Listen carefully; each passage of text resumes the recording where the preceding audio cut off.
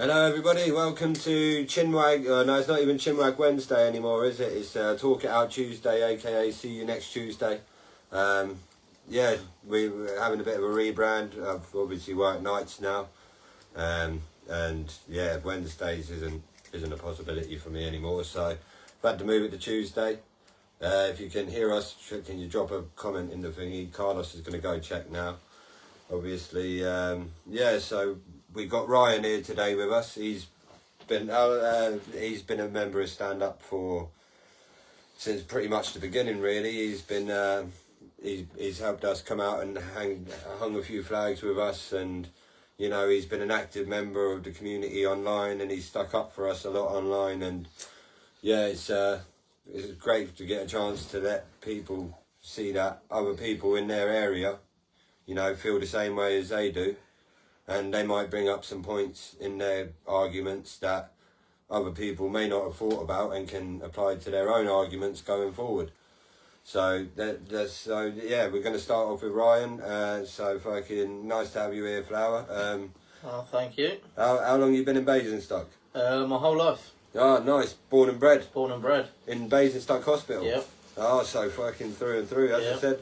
Back in '88. Yeah, but I'm in awe with that, because, as I said, it's brilliant to meet some true Stokies who, you know, as I said, when people say the likes of people like us aren't welcome in this town, and as I said, this is why I shared my school photos the other day, because I wanted to let people know, like, no, this isn't just a blow-in, you know what I mean? Yeah. I've got friends, family and that go back in this town through generations. And plus you made a life here as well. Yeah, and I know that the conversations I hold with people every day, I know there's thousands of people that feel like we do.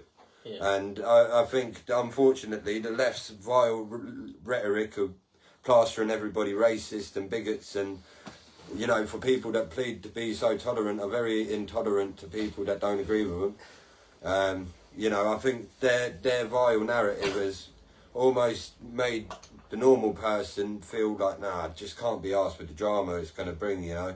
They don't want the labels, they just don't want the friction, and no. you can't blame people. If you've got a sturdy job, a wife you're trying to keep happy, and kids that you're trying to provide for, it's you know, I can see why people can just say, no, I've got enough on my own plate to deal with, rather than... But I feel like it's getting to a point now where we can't help but talk about it. The problems that we're facing are so significant that, you know, if we don't start talking about it soon, like, I really don't like where it's going, and we're talking about it. No, so could you imagine what would happen if we never spoke about it? So, yeah, where did you go to school in that? So... I grew up in Southam. Rough Southam. What kind of area is Southam? Galloway Close. So that is up around... It's... so you got Galloway... So you go past Burnaby. Oh, Jesus, right? Yeah. Down Allison Way. Yeah. And it's right up the top. It's where the old people's home used to be. Oh, okay, nice. It's close next door to that. So you were born in Basingstoke Hospital, and then you spent your first 11 years in Southam. So you would have went to Parkview? I went to Parkview Nursery. I lasted a day there. I got kicked out of there. Well, my mum took me out. What'd you do? Can you say it online? I stood on a teacher's foot. I was a little shit. What did the teacher do to deserve this tread on the foot? She wouldn't let me out to play with all the other kids. Why wouldn't she do that? Were you acting the bollocks? Yeah, I think I was good. I can't quite remember it. It was like I was 2, 3 or 4. I think it's like that sometimes. Boys will be boys and whatever else happens. And then I went to Worthing. Okay, so that's in Buckskin. Worthing Junior, infants and juniors.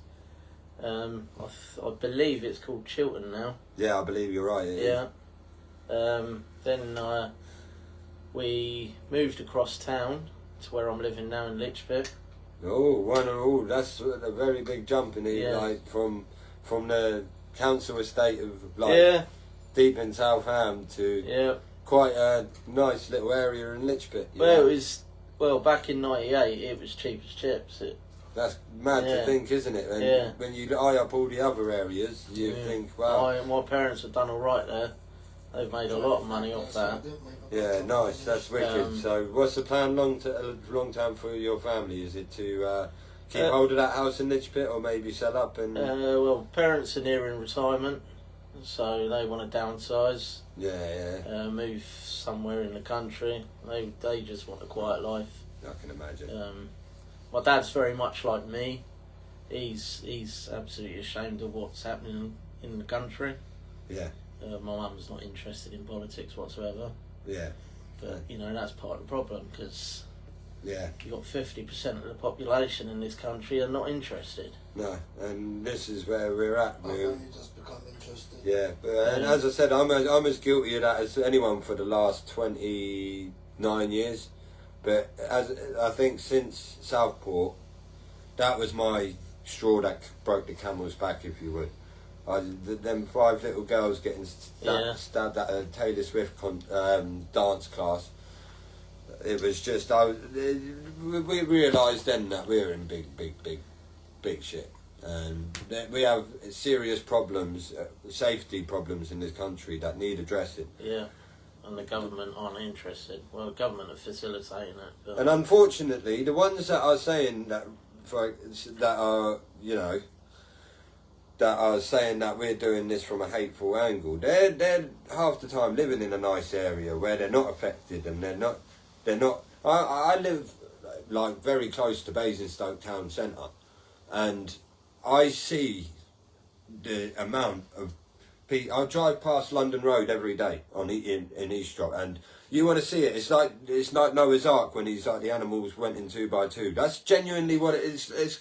They're coming in swarms, and like they're just little groups, 2 here, 3 there, and you know we've had instances like the post we uploaded, we found the other day, of someone posted on Spotted Basingstoke trying to raise awareness about this and accompany the photo. And I imagine, I can't tell you for certain who took the post down, whether it was the original poster or the admin. I could only imagine it was the admin, because who's going to send in a post like that, it get approved and then take it down? Yeah. You're not going to. To me, that's an admin who's taken that down. Yeah. And which is a scary thing. Everyone's trying to brush this under the carpet.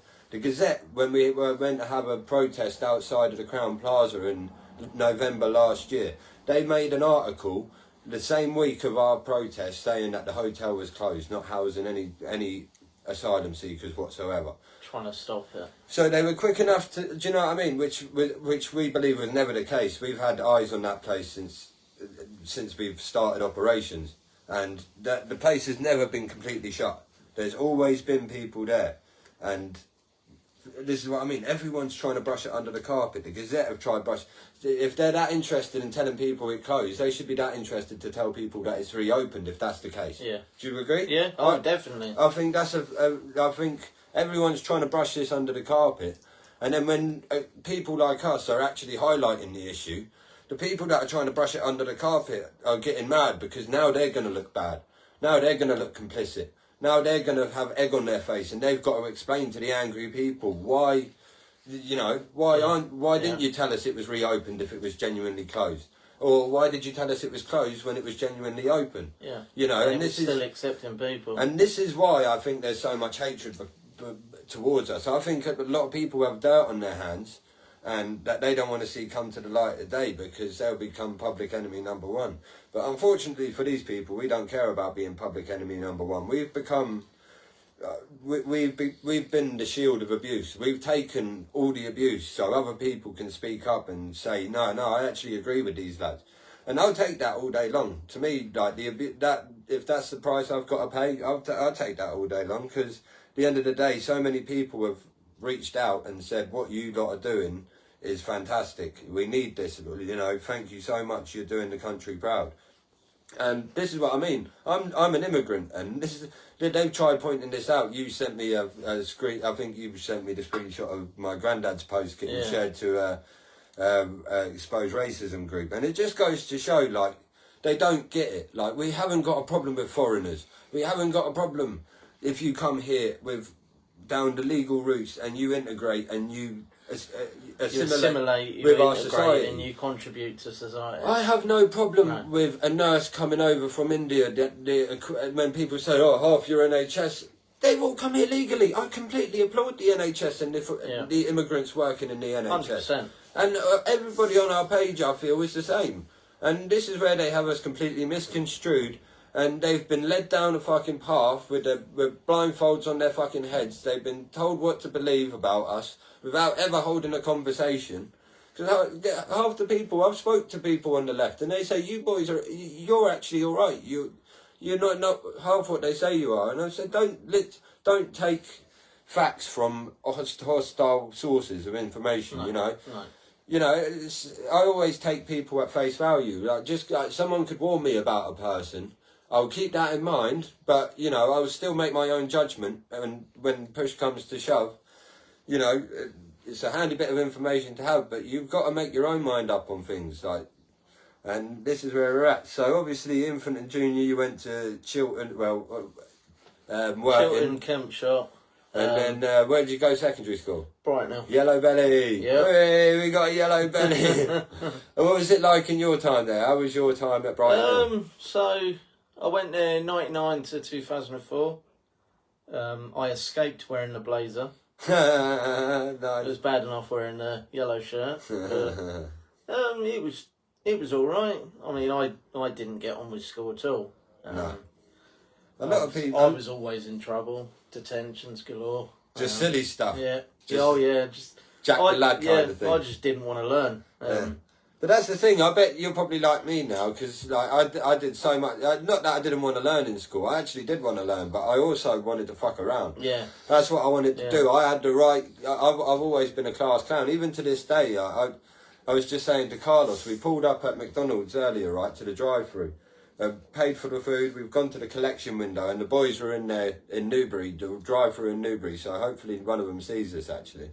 And they were having a game of Would You Rather. And they done a terrible Would You Rather. It was that terrible, I couldn't even remember what it was. And then I said, "Oi, would you rather shag a donkey and nobody knew that you shagged the donkey? Or not shag the donkey and everybody thought that you shagged the donkey?" And then fucking this bird came to the window with my food just as I was saying about shagging the donkey. I was like, "I am so sorry." But the boy behind her was like, "Fucking, I'd shag the donkey." I was like, "Damn right, and anybody who tells you they wouldn't shag that donkey is a fucking liar." Telling you. Yeah, fucking, I've had so many people and that try to say to me, "Oh yeah, no, I wouldn't shag the donkey." What? So you're telling me you?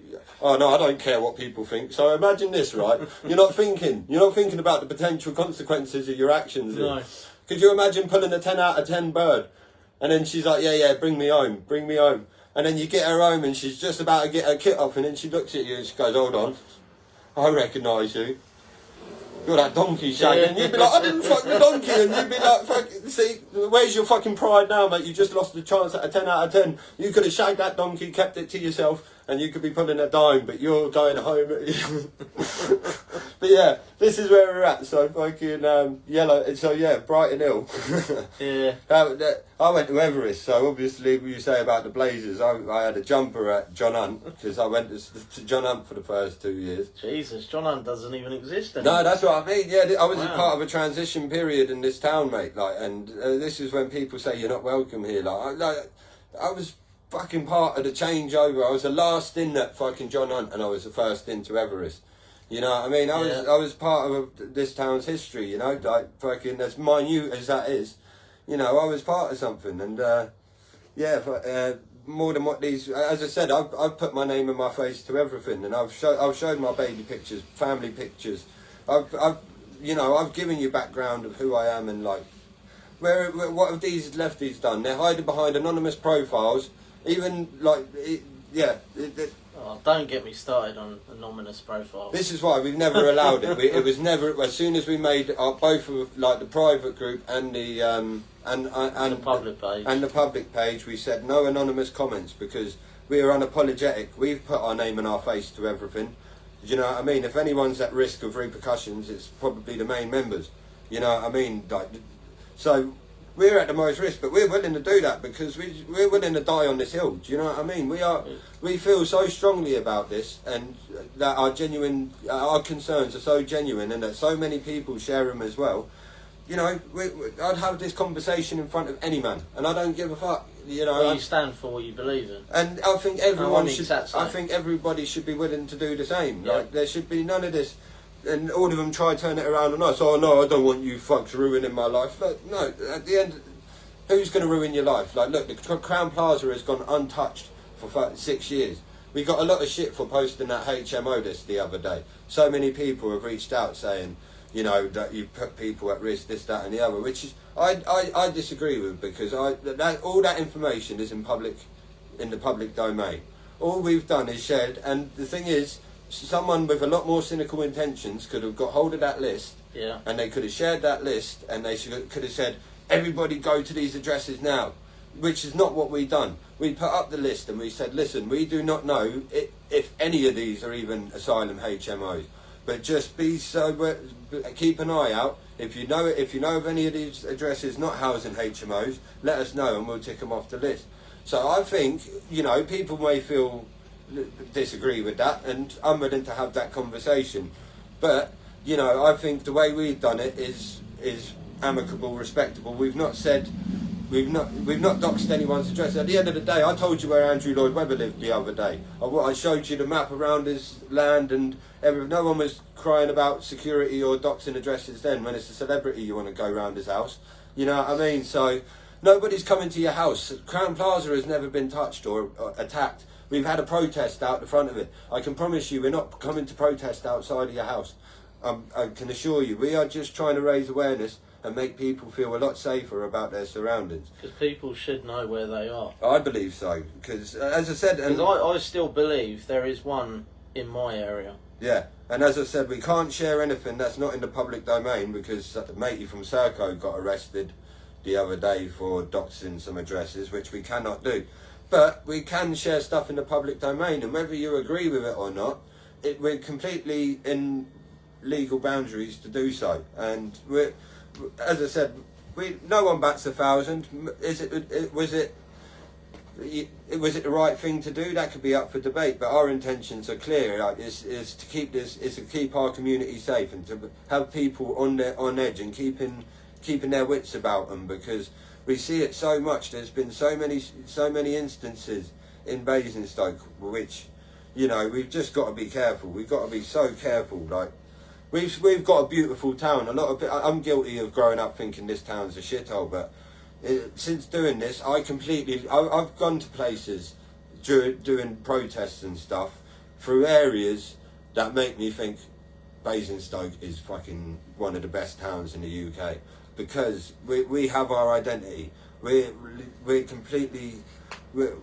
a great town. We're fantastic. There's no segregated communities. Everything's interlinked, you know, where you go to the likes of Portsmouth, you've got a certain area where, you know, and you've got all these different areas where there's different types of people, and it's the same as Reading. You go to certain places, so Woking, you go to certain places, and, you know, the demographic separation is just so abundantly clear when you drive from one neighbourhood to the next.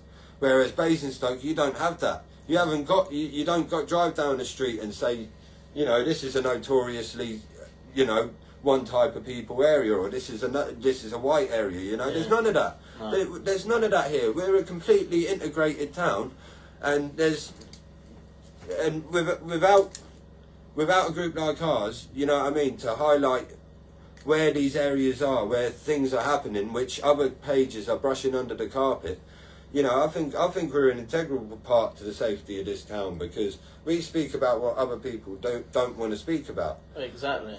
I mean, we need to protect this town. Yeah, 100%. We're a great town, and people don't give Basingstoke enough credit for what it is. As I said, we're fantastic, and when I grew up, I was convinced that Basingstoke was Popley, Oakridge, Southam, Buckskin, Winklebury, Kempshott, Hatch Warren, you know, them kind of areas. Yeah. I thought it was just a council estate. I became a bin man and spent 9 years as a bin man until I left quite recently. Before you left, he's tried ringing them up saying, "You got a racist working for you." I don't work for him no more, so Yeah, have that. Yeah, but yeah, I spent 9 years on the bins, and the borough we have and the history we have is absolutely unbelievable. Tomorrow, during the day, I'm going to take a little drive out to a place where a really well-known singer's from, within the borough of Basingstoke, and I'm going to show you a singer that I'm not going to spoil it because you're probably not going to believe me, but yeah, he's a really famous singer, been in the charts in the last 20 years, and he lives in Basingstoke somewhere. Well, when I say Basingstoke, he's not in the town, don't worry, he's out in the sticks. But yeah, I've showed you Andrew Lloyd Webber's house. I'm not going to show you, because this is his family's house, this isn't even where he lives, but I think he's out in Ibiza or something. But yeah, our town has so much history. Like we have lords. We have Lord Carnarvon of Highclere Castle, Lord out on the A33, Wellington, Lord Wellington. We had Lord Sainsbury's until he died in Preston Candover in. Basingstoke was also where Burberry was created. This is what I mean. Andrew Lloyd Webber's a lord. You had Lord Camrose. We've had our history here is deep, and unfortunately we're not taught enough about it in school. And I genuinely believe in school there should be a lot more local history. I was never taught in school that Tutankhamun's founder was buried up on top of Highclere Hill, like 10-15 minute drive from where I live. You know. And anyone that takes interest in, I think everyone at some point has had some kind of fascination with Egypt or the pyramids, or everyone at some, because it's just a cool mythical, it's uncertain, isn't it? We don't know about it, and everyone wants to be the one to figure it out. And I think everybody at some point in their life has taken a shine to the Egyptians. So to be taught about Egyptians in school and about Tutankhamun, I distinctly remember being taught about the boy pharaoh. And the teacher never once told me that, fucking the guy who found him is literally buried 10-15 minutes away. Within Basingstoke, within your hometown. And I feel if people knew a lot more about their local history, they'd be a lot more prouder of their town, they'd be a lot happier within themselves, they'd be a lot more willing to do things for their community. And, it's, I think school really lets the youngsters down. Definitely. I mean, history-wise, I learned more off of YouTube than I did at school. Yeah, and this is the thing. Or even this guy. Yeah, and I learned because I generally started taking an interest in history. Yeah. As I got older. Yeah. I don't know if it's because at a young age I was diagnosed with ADHD. Throughout my school life, I just didn't want to learn. I just wanted to, just be the class clown. Yeah. But because I'm older now, I, sort of calmed down a bit. Yeah. I mean, I have a good work ethic. I work hard. Yeah. But one of my favourite subjects is history. Yeah. And there is so much history in Basingstoke. Yeah. You got Basing House. Yeah, Oliver Cromwell. Oliver Cromwell. It was a massive battle there. Yeah. Quite a famous one. Yeah. You got Shaw Vine House. Yeah. Up Sherborne St John. That's right, yeah. Where, little fun fact, my 15th great granddad built that house. Oh, wow. Yeah. That's mad. So that's 15th great granddad. Yeah. That's going back some. Yeah. Wow, so that's how deep-rooted you are to this town. Yeah, yeah. So how do you feel when the lefties start spewing their nonsense online? Because I see you all the time, I always think, Ryan's at it again. Ryan's licking shots. Yeah, I mean, I don't know what it is. I mean, since I've taken a genuine interest in politics, I've become very opinionated. Yeah. And I always have to argue my point, yeah, or have an argument, or even if it's general trying to get people to see things from a different perspective. Yeah. Which I think is healthy. Yeah. Which I always try and debate, but you just cannot debate with people like that. No, you can't. With their multicoloured hair and their septum rings and their. They're just nasty people. They're not interested in learning. They're not interested in debating. They just want to throw slurs out there, name call. Whataboutism. Yeah. Like, as I said, we've put up numerous posts in the last few days, right, about local women getting harassed, and they were more interested in saying, what about the white people? Or we put up don't get me started on that argument. I mean, I put a post up the other day on my personal Facebook, and a woman I've grown up with for a lot of years, she said, "Oh, we've got criminals here as well." And exactly. You know, I just simply stated, we know we've got criminals. We know. What we don't know is the people coming over on the boats. Yeah, 100%. You don't know they're their unvetted. intention. We don't know what crimes they've committed over there or what crimes they're escaping. You know, there was I think there was a report the other day. There was a guy who came over. He'd obviously been caught raping in Germany, France, all across Europe, and then he finally got caught in England. But he's made it all the way here. Yeah. But the thing is, look how quickly they can do things to sort the country out. Look at COVID. Do you know what I mean? Like, yeah. Look how quick they were able to stop everything. The whole planet stopped. They could move mountains when it came to COVID. But when it comes to a couple of hundred people coming over on a rubber dinghy over a channel of water, like, you can't do something about that. It's not as easy as a flick of a wand. Donald Trump managed to stop the biggest mass immigration problem. Love or hate Donald Trump, he said he'd come in and he'd stop immigration. Donald Trump came in and he stopped immigration. So whether the rest of his stuff is a bit extreme, that's up for debate as well. Like, I'm willing to listen, but you know, I think in terms of like this problem that we're facing now, I think when Donald Trump finishes his second term, because his grandmother was Scottish, come over here and sort us out. I'd take 4 years of Trump or 8 years of Trump. You know what I mean? Like, yeah, 100%. If it meant a bit of common sense being taken back, and you know, the world's just gone, so you can't say this, you can't say that, and I'm just not adhering to it anymore. I couldn't give a rat's ass whether it upsets you, your auntie, your sister, I don't care if it upsets your goldfish. I honestly couldn't care less. If you're upset, there's a little button in the top right hand corner which drops down a list which says block. If you don't like what we're doing or don't like what we're saying, it's just as simple as that. But if you want to come here and have a genuine debate, I'm more than willing to have a genuine debate with any of these hard left nut jobs. But as soon as they start, if you're opening your argument with racist, if I see racist in an opening argument, I'm not even entertaining it. You're getting blocked, and it's just nonsense. I'm not looking to entertain. If you want to cut, but the thing is, so local women getting sexually harassed, and these people overlooking that, and to say what about the white people, it just shows what they're willing to look past. They're willing to look past the safety of minors to have a go at us about how we're feeling. Because it seems more important to have a go at us. We put up get their dig in rather than help explain the issue. Yeah. And the thing is, local crime. Yeah.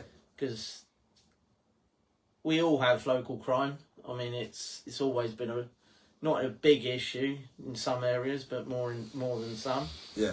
But since this whole illegals coming over, I mean, I think we were classed as the rape capital of Europe. Yeah.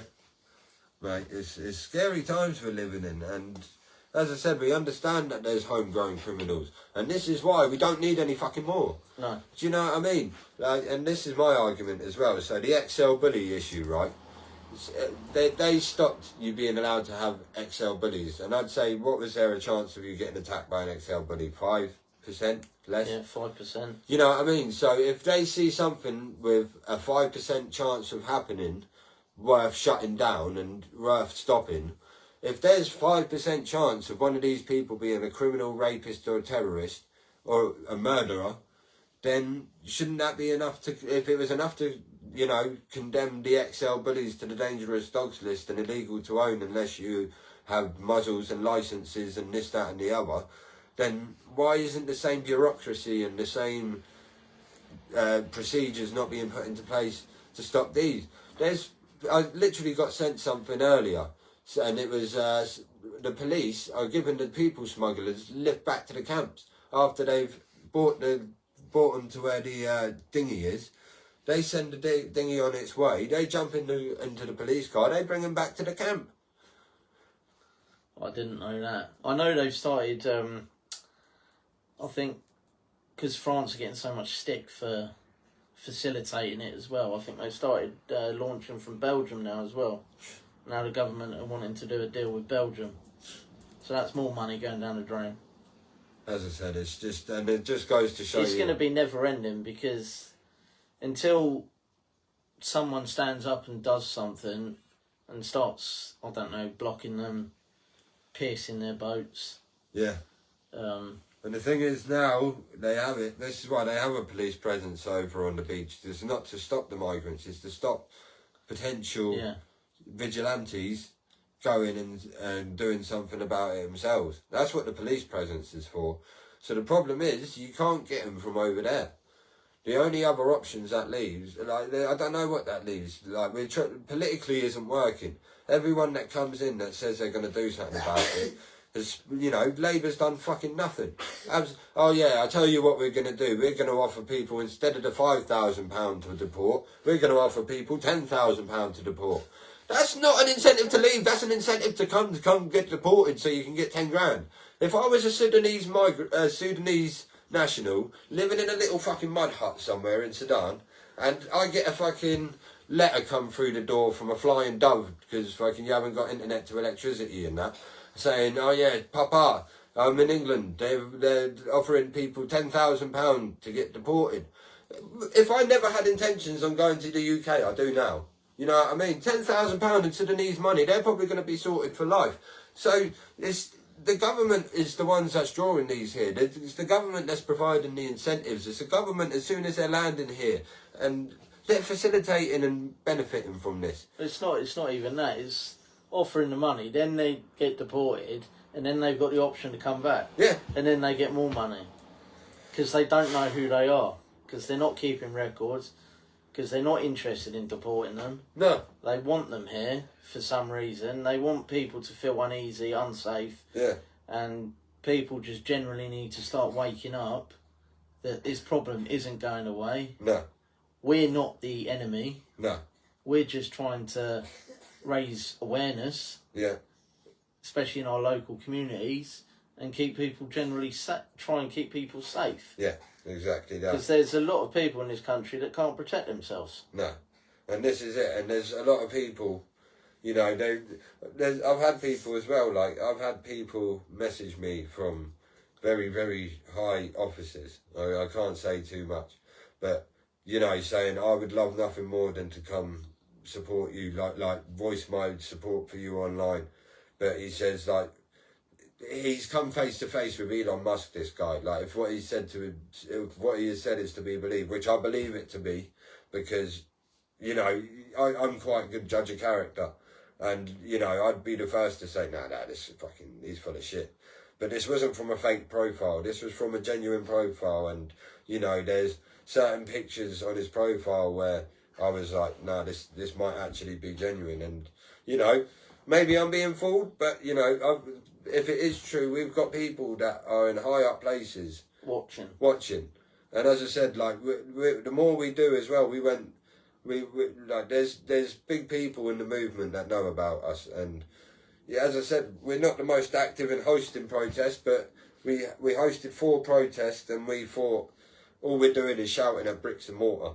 You know what I mean? Like, when we went there, they emptied the hotels out. And the thing is, where the Crown Plaza is, where the gates are, it's so far away from the actual building. So you're just literally going out there to shout at thin air. So we obviously just focused on more attending other protests, and, you know, we've had loads of requests. Like, we've been asked to go flag somewhere for Nicton Coney, which is a great honour. We're going to go fly some Christian flags, which is good. I don't know a date. I don't know a date yet. But I don't know a location. I don't know nothing. But yes, I'm really happy. Like, we went and helped rush more people first with some poppies, and we've had a load of stuff, and the interaction has been fantastic. Like, we've spoke with counsellors and Steve Trum, and he's been very engaged with us, And I actually generally think he's a brilliant counsellor. Exactly right, and the thing is, he could have played it the easy game and kept us at arm's length, and not. But he may not agree with us completely 100% on everything, but he's willing to engage, and that is more. And it drives the lefties mad. I see him getting a load of shit online, and it's unjust because just because he engages with us doesn't mean he agrees with us on everything. He's paid by the council to engage with his constituents, and at the end of the day, he's only doing what he's paid to do by engaging with us. There's loads of members of Stand Up that are South Ham. They live in South Ham in his constituency. So engaging with us is probably the followers of ours that are in South Ham that would really appreciate that. They'd say, well, no, at least he's not calling us like what everyone else is doing. And well, at least he's not ignoring all his constituents based on how they align on the political spectrum. Exactly that, and I just think he's doing a fantastic job, and more power. I've asked him if he'd come on the live stream, and I'm hoping we're hoping that it can come to fruition, because as I said, he's a very intelligent man. He's very well spoken, and I think he's fallen into the right place. I feel like he's even wasted as a councillor. I think he should be like PM. I'd happily vote for Steve Trum to be PM, and I might even fucking start the hashtag myself. Hashtag Steve Trum for MP and then PM, because the man's earned my respect just by engaging, because that's more than any politician would do. As I said, Luke Murphy. He, as I said, I don't know whether it was the Gazette spinning words. I don't know whether it was, but there was a quote that's saying he won't support anyone that uses the flag to spread division. And we never used the flag to spread division, but I almost feel like that was directed at us, even though that's not what we were doing. Yeah. We were using that as a community building project. People donated money for us to come put flags up in their area, and we went and flagged their area. It was a great community building project. It paid us dividends in, building our community and getting to know people and getting to talk to people and realising that we weren't the only ones that felt the way we feel. And I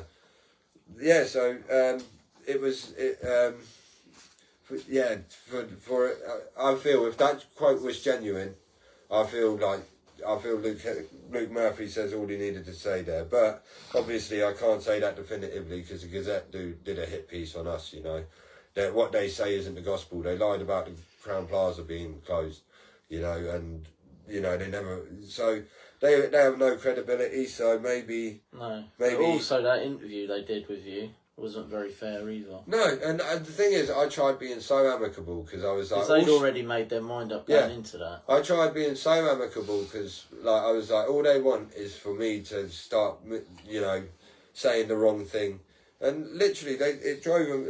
I feel they done it from a one-sided angle. It was a hit piece. They never once considered the opinions of the people who liked the fags. It was all in regards to the naysayers. And I genuinely believe their article was a big reason why people started taking the flags down. Because up until that point, our work would last for months. Popley Way, the top half of Popley Way, lasted since last October. Yeah. And that only got taken... October, September? Yeah, so that only got taken down. Still standing. That's what I mean. So fucking...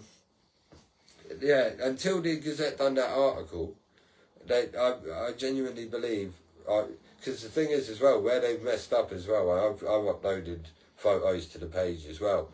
They said in that very article that, there have been they said there have been Islamophobic, xenophobic and racist comments, saying have as in definitively, right? Yeah. But so they've emailed me, we were stood outside of Leon's court, waiting for his court fucking thingy to start, and we were sat across from a fucking Basingstoke Gazette news reporter, and we got one from Emily Roberts saying, "Oh, do you want to do a follow-up piece about this charity?" I'm not going to mention the charity because I don't want to do it any disservice because it does fantastic work. But yeah, we believe that this charity didn't take your help. Do you want to talk about it? And also, we understand that Leon has been sent down and that you're trying to raise money for a convicted criminal. This, that, and the other. And what else did she write in there? She said something about there's also been a document compiled of screenshots sent to the police, and Luke Murphy and a few other councillors saying about containing loads of Islamophobic, xenophobic and racist, again, definitive have, right? So eventually time has gone past, and they've released another article about some individuals who were taking our flags down, and she's had to mention in that article, she said that a document was compiled regarding the contents of the private Stand-up-Basingstoke page, and it was sent to the police, Luke Murphy and this, that and the other, and the police have said there are no active investigations, no case to answer. So, but what she did say, that the document containing alleged Islamophobic, xenophobic and racist comments, so it's gone from a definitively, the page has got this kind of content, to, oh, the page had allegedly this kind of content. So the change in the language really shows you that we've got two public entities in Facebook and the police saying that, you know, there's no case to answer for you. You haven't done anything against the law. You've not been racist or Islamophobic or xenophobic. Even to the point where we're now in Facebook's recommended profiles, where they're recommending our profile to new people because our profiles like ours bring people together apparently. So where's the division? Where's the hatred? It's all on the other side. Like, we've been doing our own thing. We've been posting. You haven't seen us mention anyone.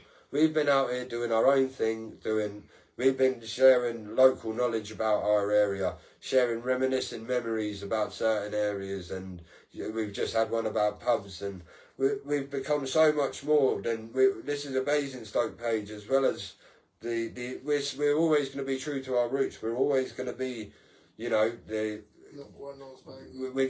always going to be somewhat political, but even at that, like, that can all be pushed aside. Our politics can be separated to the rest of what we're doing, you know. We should be able to talk about places in our town that have shut down, and, you know, we've been doing fantastically. I can't wait to share our views because we broke a record this month. I'm not going to tell you how many views we're currently on, but as I said, in the last 2 months, we've had 1 million 2 months ago, and we had 500,000 last month. So, do you know what I mean? We've broken a record already, and it hasn't even been a month since our last statistic. Yeah, because I think people are generally waking up in the country and they're more aligning with us and what we're trying to do. And the thing is, the more I say, it's the old saying with the left, if you get, like, especially like with how vile their rhetoric is, if you give someone enough rope, they're going to hang themselves, because they're just going to keep spewing their nonsense. People are going to see that we're staying in our lane. We're not mentioning nobody. You know, Stand-up-Basingstoke, what we do is what we do. Unfortunately, for our opposition, it's what they do as well. Yeah, what we do is completely down to what direction they're going to take.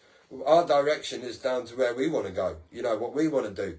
If I want to put up a post tomorrow down fucking skinny dipping on the beach, as long as my genitals are covered and I won't get the page shut down for nudity, I'm going to do it. You know what I mean? And this is the joy we have, and this is what the left don't understand. This ain't the fucking council you're dealing with now.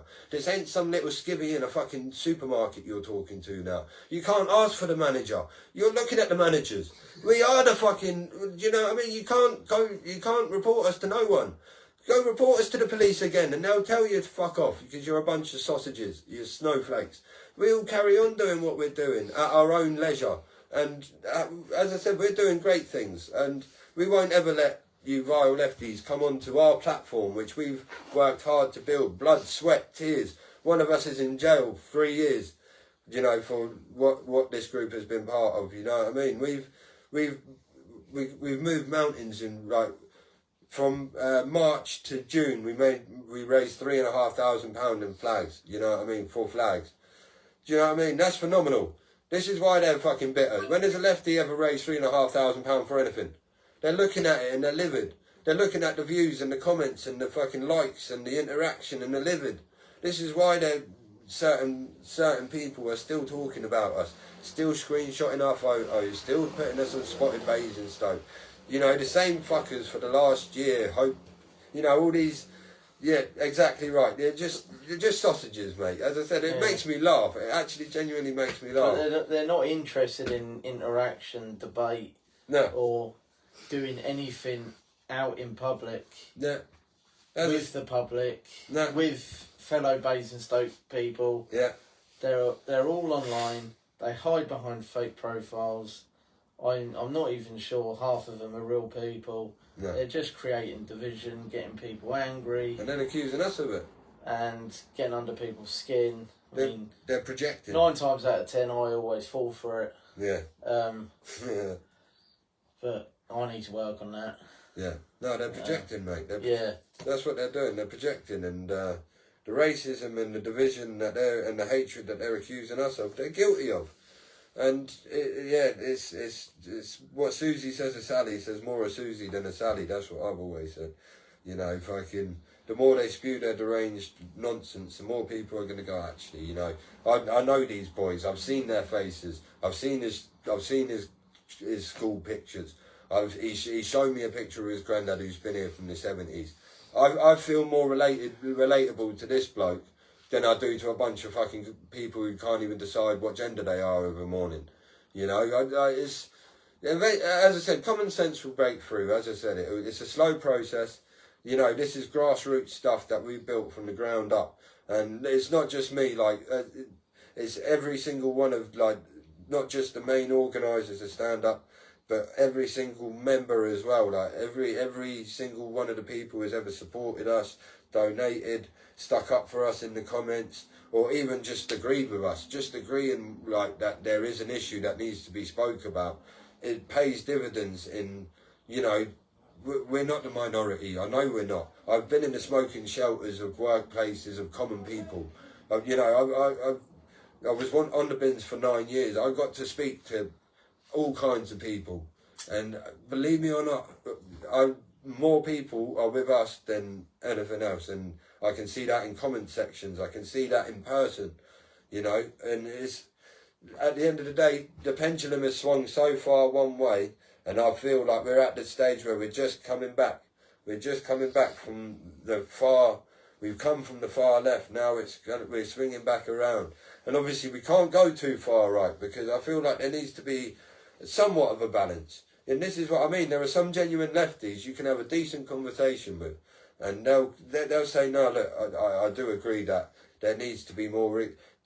What they'll usually come to, the decent left, is there needs to be more genuine ways for them to get it, which I don't agree with. You know what I mean? I think you're going to kill yourself with kindness. Personally, that's the way I feel about that. I feel like if you want to cut, like, there's so many of these that are coming from Albania. Why are you paying £2,000, £3,000 to people smugglers to avoid a £100 plane ticket? Oh, because you're a criminal and you're not going to pass the visas and you've got bad intentions, right? Yeah. Oh, I see. Like, so this just goes to show you that this isn't about them being from the Middle East or nothing. If this was white Christians coming from Italy, I'd be pissed off. And the other people are just so easy. No, that's not really how they think. They're just trying to trick you. If I'm willing to sit here and take abuse from them for saying how I feel, why am I going to alter exactly what I'm pissed off about? You know, I'm already taking the abuse. I'm already like, we've had 10 Gazette articles about us throughout the last year.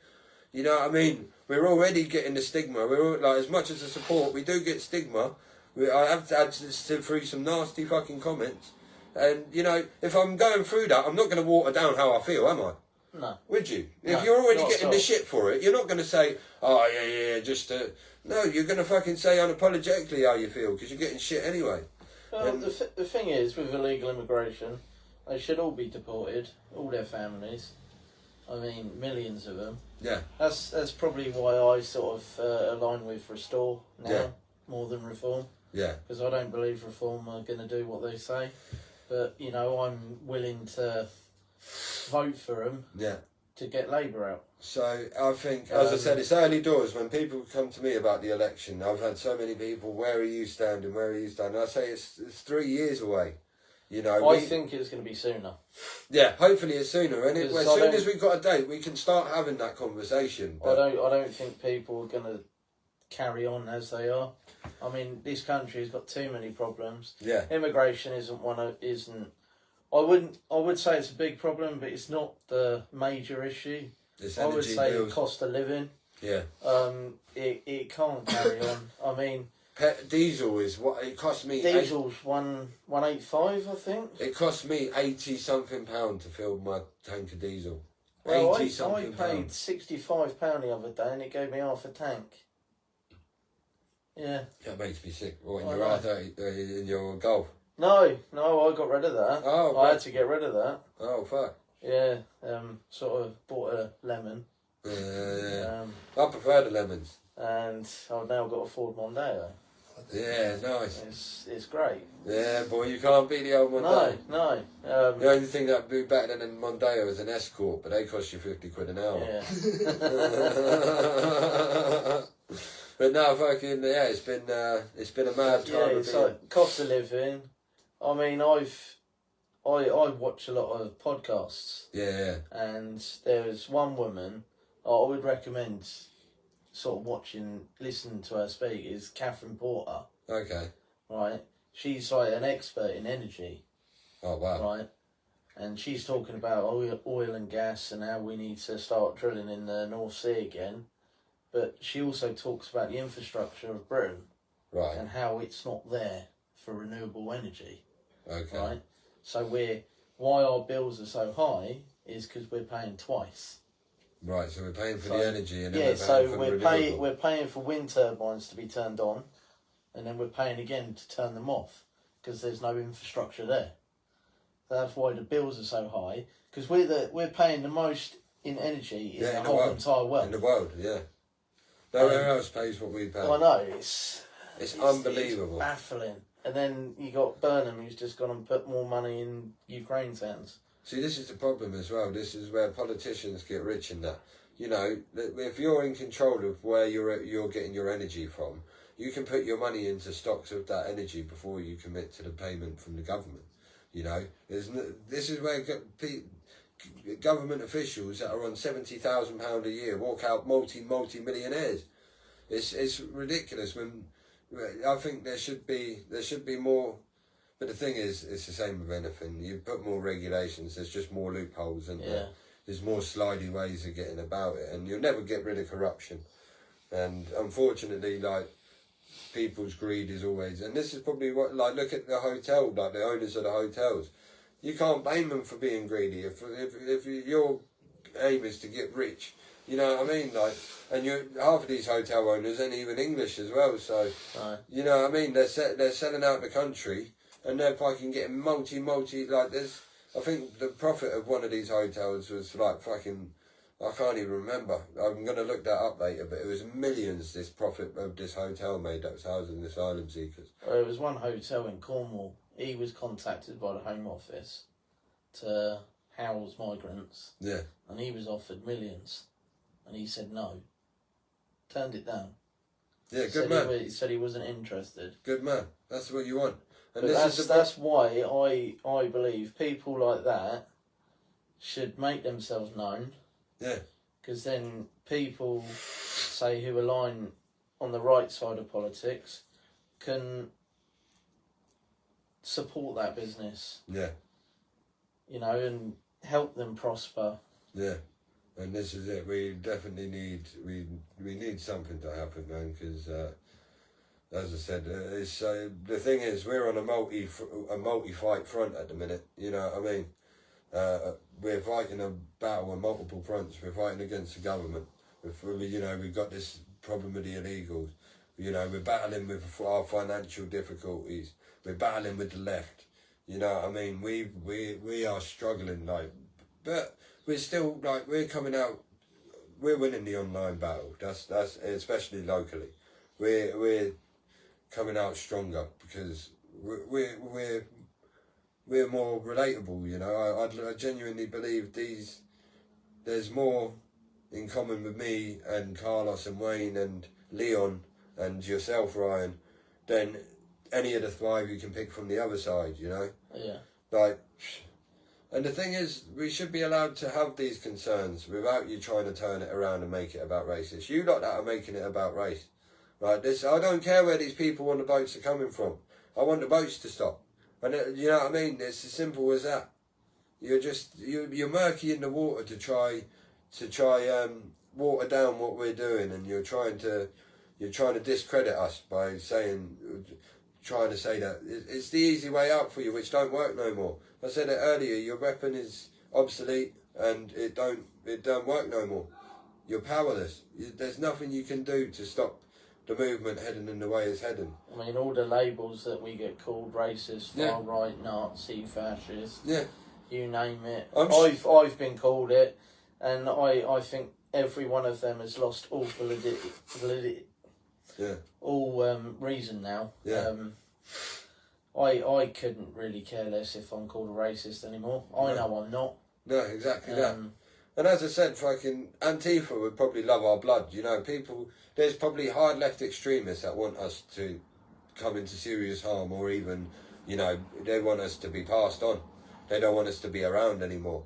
But unfortunately for them, even if worst case happens and something does happen to me, you know what I mean? There's a million more willing to take, there's thousands more willing to take my place and stand for what we're standing for. Whether I'm here or not, these views are here to stay.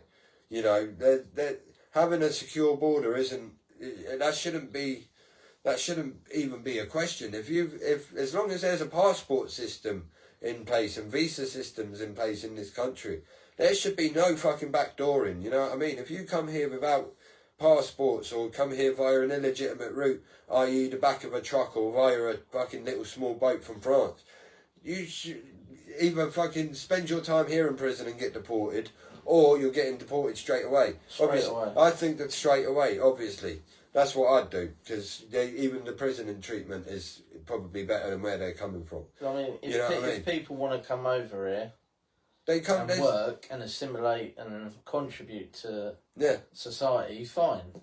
There's a reason. There should be.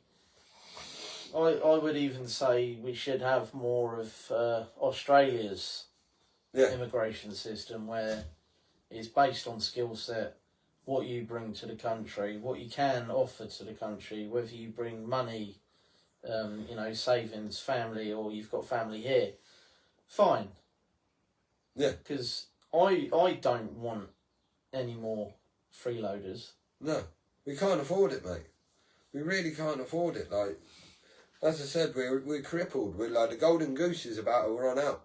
We're nearly at the end of the tether, and something's got to give eventually. And unfortunately, what seems to be given is any kind of nicety or luxury or even damn right basic necessity that we're entitled to is being compromised to provide it to people that have already broke the law before they've even got here.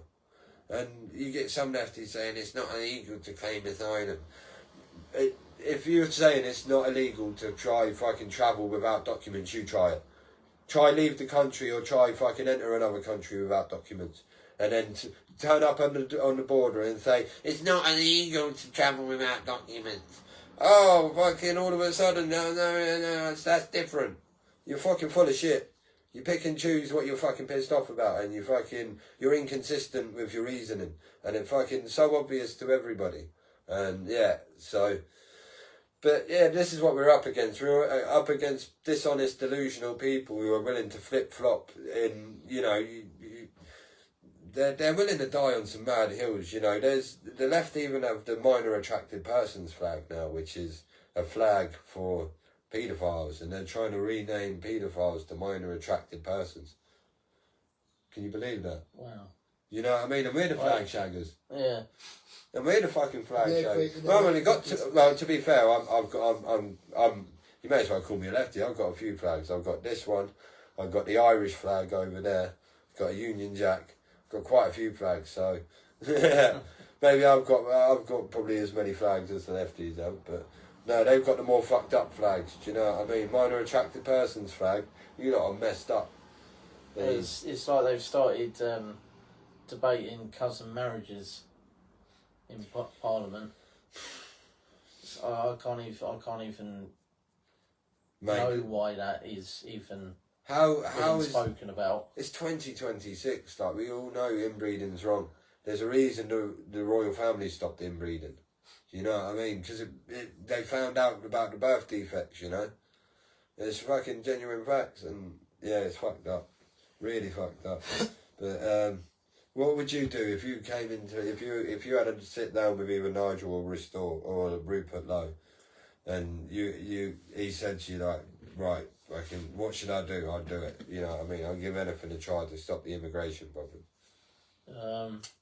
Take away all benefits Yeah. for foreigners, illegals, and deport them all. Deport all their families. Yeah. Everyone. Yeah. Give all the homeless houses.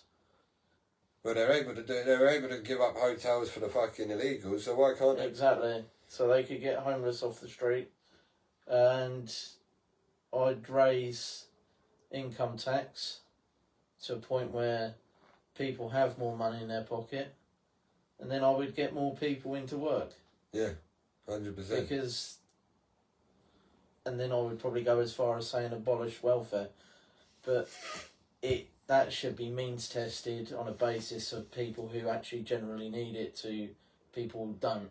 Yeah. I mean, I'm not interested in hearing about people who've got anxiety, who just don't want to work, mental health problems. Everyone's got mental health problems, but people still go on about their day. So it's emotions, isn't it? You just got to deal with it, innit? Like, as I said, there's loads of times. This country needs toughening up. There's loads of times my belly starts tingling before work, and I'm like, oh, I don't want to go to work. No, but you have to, because you've got bills to pay. As I said, like, there's loads of fucking situations I've put myself in, especially in this last year. Like, some of the places our protests have ended up, and you know, stuff like that. Like, you know, Southampton was a prime example. You know, like, yeah, there's situations you get put in, and you know, you just gotta fucking go with the flow and ride it out, man, because you know, your body's always like, there's always the freeze, fight or flight. You know, it's always, your body's at that decision making point at every point. You know what I mean? Like, and that's not just like the likes of the riot, but everything in life. You know, your body's always looking for that reaction, which is, you know. So yeah, that's what you'd do, is you'd say fucking, because this is what I've said about the illegals, right? If you were to just, when they turn up on the shores, say, right, here's a fucking sheet of tarpaulin, make yourself a tent, and you're going to get one bottle of water and a sandwich a day. You know what I mean? I would still deport them. This is what I mean, but even, this is what I mean. That Spanish city. Would they come though? Would they still come? I don't. If you took all the benefits away, I don't think they would. I don't think they would at all. 100%. There's too many of them are economic migrants. They're looking for a handout, Yeah. easy life, and we're willing to give it to them.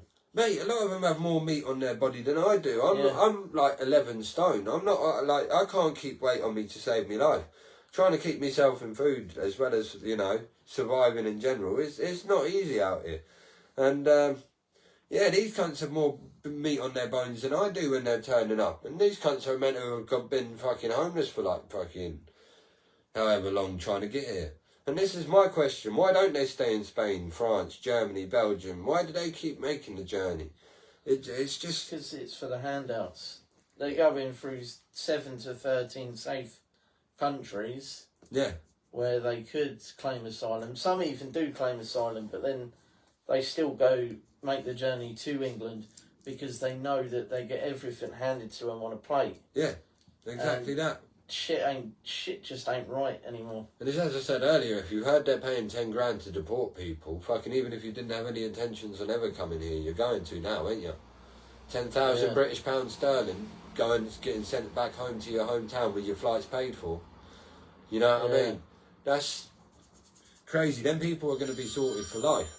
And This is what they don't the government don't understand. They're dangling a carrot more so than anything else. So yeah, this is the times we're in, Ryan. It's scary. As I said, we're in the process of sorting out some stuff to try and help our community feel safer. As I said, hopefully that goes well. I think you're pretty much going to be the main man for that, because my hands are completely tied up. I'm going to go meet this matey on Friday, have breakfast with him, because I don't know, as I said, I need to know who these people are. We ain't associating with anyone we ain't sure of. And I ain't giving contact details out to potentially hostile sources as well. So hopefully we can get a little kind of safety patrol team set up with, you know, local able-bodied men willing to do stuff, willing to just be on hand, just have a visible maintain a visible presence to, you know, act as a deterrent in, you know, prime times where these crimes are happening, and in locations where these crimes are happening. And hopefully we can get that set up. It's something I feel it's a shame that's needed in this day and age. It's a shame the police can't fucking do anything about it, you know. I think, well, especially Hampshire Constabulary, they're just about as corrupt as the amount of deaths they've had on their watch in the last yeah. few months, the last couple I mean, of years. there was one not so long ago in June. Little 14-year-old boy. Yeah, Cody, in it. Is it Cody? Leo. Leo, sorry, yeah. They went to his house to talk to him, banging on his door, banging on the window, shouting for him. They even turned off their body cams. And he ran out his house because he was scared, because he's a young 14-year-old kid. He's got a heart condition. Yeah. Had a heart attack and died. And they knew he had a heart condition. Yeah, but they didn't read his file. I swear they were made aware of it, though. It was in his file. I'm guessing he had a criminal record or medical record, so they would have had that to hand. Yeah. But they ignored it. Those two coppers that went there, they ignored it. Yeah. Even though it was known, and they unfortunately caused the death of a young boy. Yeah. It's sad, man. It really is, and this is why I don't trust the police at all anymore. No. Don't respect them. Don't have time for them. Hampshire Constabulary as a whole, I think they're all racist. They're all complicit, especially in the death of Henry Novak back in December. Amen. And yeah, I've got no words for them anymore. I mean, what they done, as I said, with Leon was a shock. It was poor. I got off the phone to Leon as well today. That's a good point to bring up. Yeah, he was asking for you. I told him that it was obviously Talk It Out Tuesday, aka see you next Tuesday today, and he was like, "Oh, wicked, who you got on?" I was like, "Ryan." And it took me ages to describe to him who you were. I was like, the one who done fucking Lich Pit with us, with fucking Nigel Farage. Oh, Ryan! He's like, fucking, he's still about, is he? How's he doing? Yeah, he's good, man. He had a family visit today. Oh, nice. He got to see his family. Yeah, he rung me up. Shouldn't be in there. He's dealing with some stuff on the outside as well. I don't want to say too much, but there's some family problems on the outside which is making his stretch on the inside a little bit harder than it needs to be. You know, his health issues, which is even harder. You know, he's powerless. All he can do is sit in there, wait it out. But yeah, he's looking forward to coming out and seeing what we've done, man. He's really, as I said to him, you're going to be so proud when you come out and you see the work that's continued to be put in, because as soon as he got locked up, like, we never thought about ending Stand-up-Basingstoke at any given point, but at the point he got sent down, I said, at this point, we are never fucking, this can never stop, because otherwise that means he's gone down for nothing. Yeah. You know, and we've put in too much work. We've given our lives to this, and this is why I'm obviously delegating any kind of responsibilities I can. We're delegating now, because this has consumed our life. People don't understand the replying to the comments, the maintenance of the private page, and all while trying to maintain personal lives and family lives and jobs and, other commitments, and it's been tough, and we've all gone through a lot, and like blood, sweat and tears is an understatement. Like the abuse, you name it. Like we've gone through some shit this last year, and it's been worth it. Like every bit of hardship, every sleepless night, every bit of adrenaline that's kept me up at night after something mad has happened, or losing sleep because of the lefties spewing nonsense, and that's why I don't let nothing bother me like that no more. Like we're at a stage now where we don't need to give the lefties a chance to fucking platform their nonsense.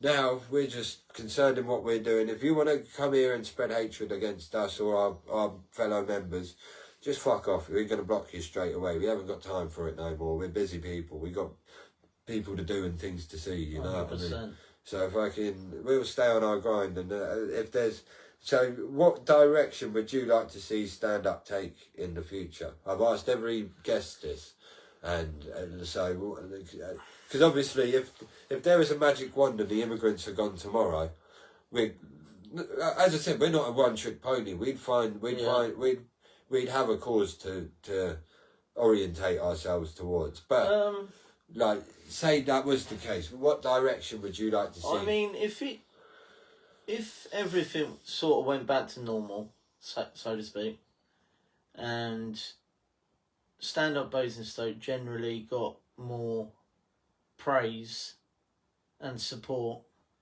throughout Basingstoke, I can't see why it couldn't be a Basingstoke community page. Yeah. Like for events, people advertising businesses. Yeah. So obviously at the minute we've on our private page. So or